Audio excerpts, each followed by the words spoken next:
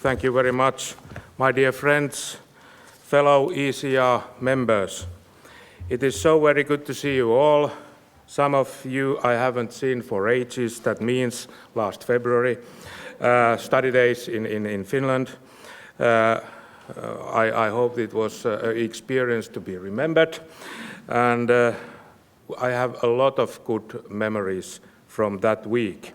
We were so happy and thankful to able to host so many ECR MEPs in Helsinki, and it was one of those events that boosted us to success in the Finnish general elections last April.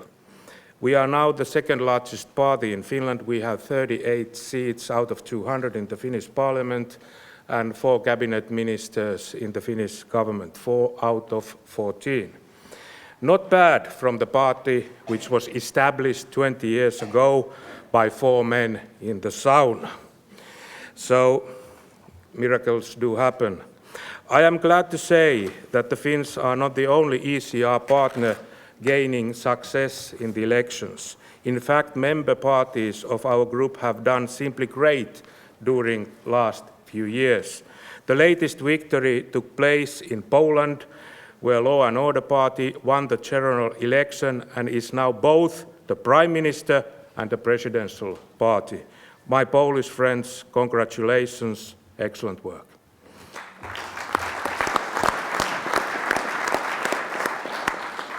Today my topic is the status quo is not an option. Status quo is my favorite band, but that is a different story. Europe must change to meet the challenges the century ahead. I think that this is something all parties widely agree. The European Union must change.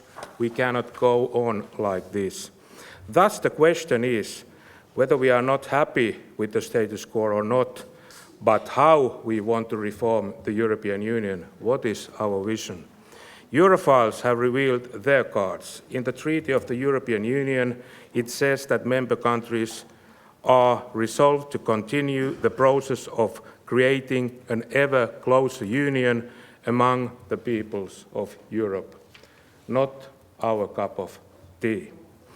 The 5 chairmen wrote a report completing Europe's economic and monetary union, which contains ideas of common debt, increased solidarity, and the Eurozone finance minister, just to mention a few.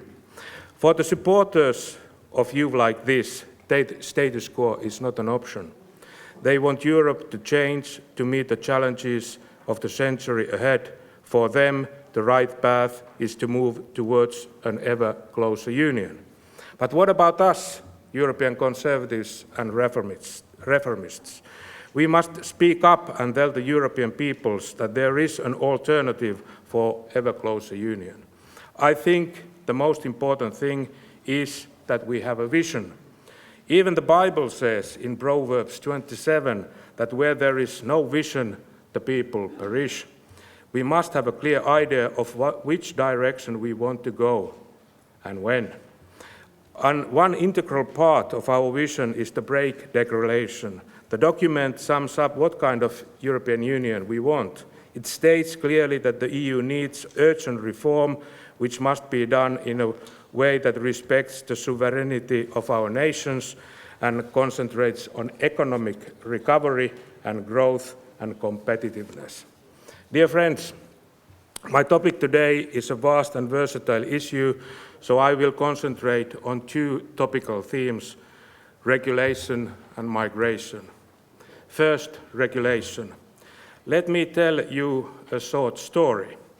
In the year of 2015, the Lord came unto Noah and said, "Once again, the earth has become wicked. You need to build another ark. Do it in 6 months before I start an unending rain."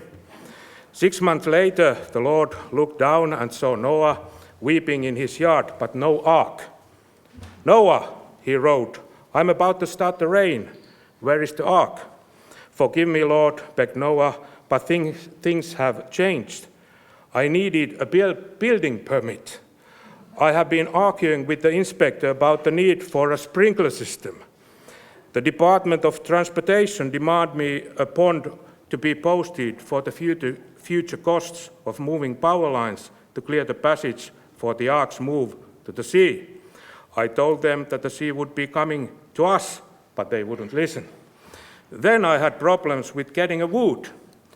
There is a ban of cutting local trees in order to save endangered species of swazzle. I tried to convince the environmentalists that I needed the wood to save the swazzles, but no go. The trade unions say I cannot use my sons. They insist I have to hire only union workers with the ark building experience. To make matters worse, the taxation department has seized all my assets, claiming I'm trying to leave the country illegally and endanger species. Forgive me, Lord, but it would take me at least 10 years for to finish the ark, said Noah. Suddenly, the skies cleared, the sun became a shine. Noah looked up in the wonder and asked, "Do you mean you are not going to destroy the world?" "No," said the Lord, "the European Union has already done it."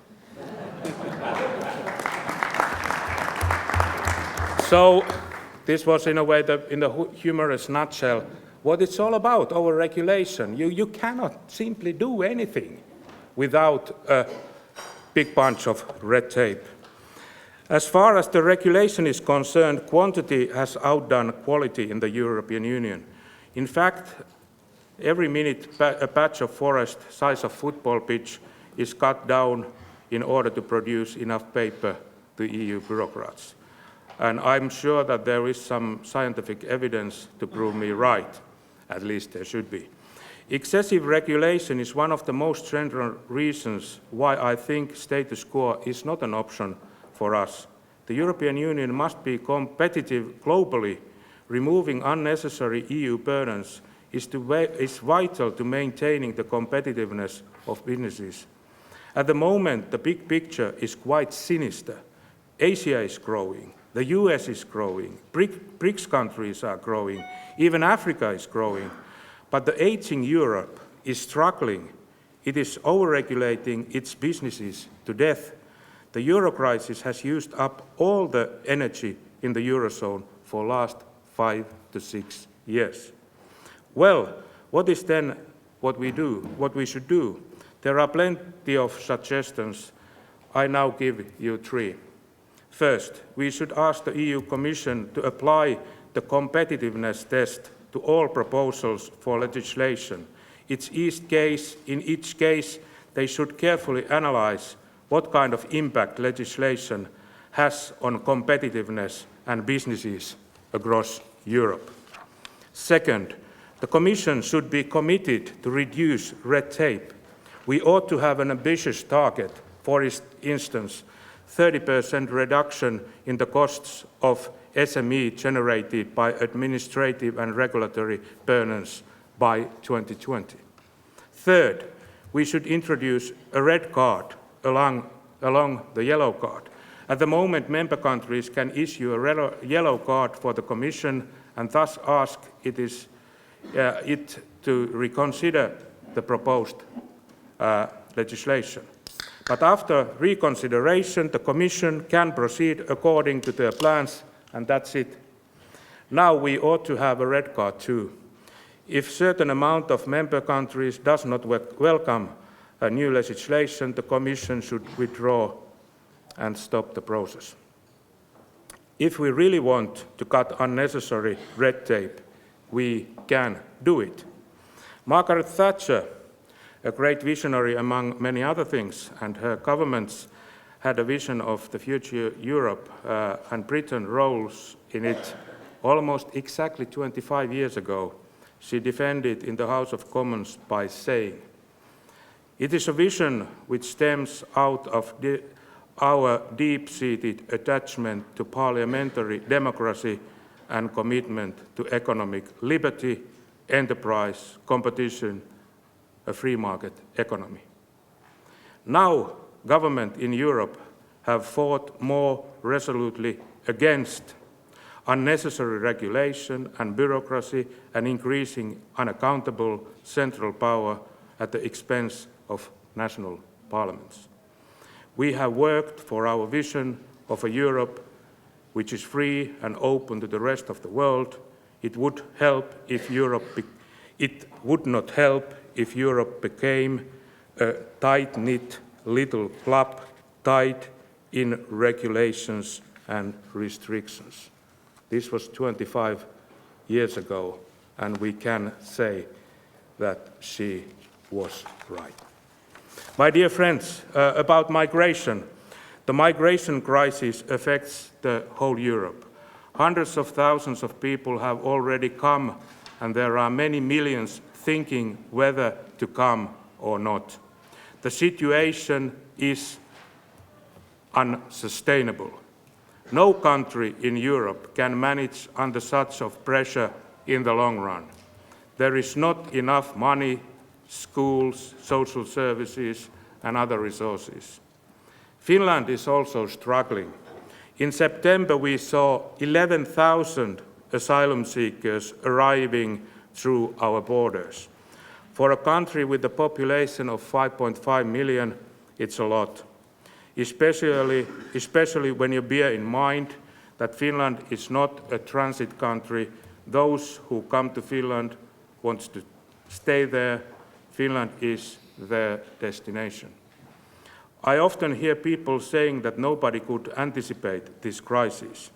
For me, that doesn't sound plausible.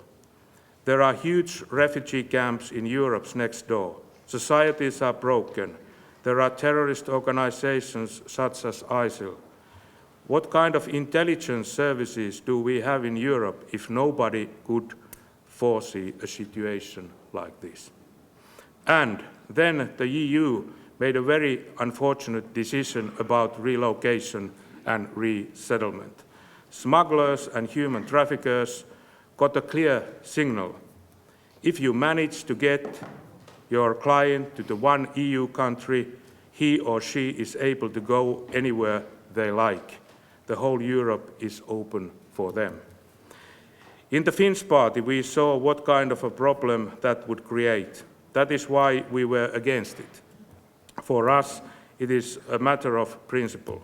Each sovereign country and state should have their own say who they welcome and who they don't. My friends, another aspect concerning migration is the internal influx.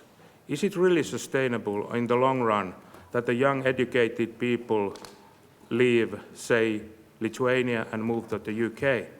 I don't think so. It is creating more and more problems that we need to be solved quickly and efficiently.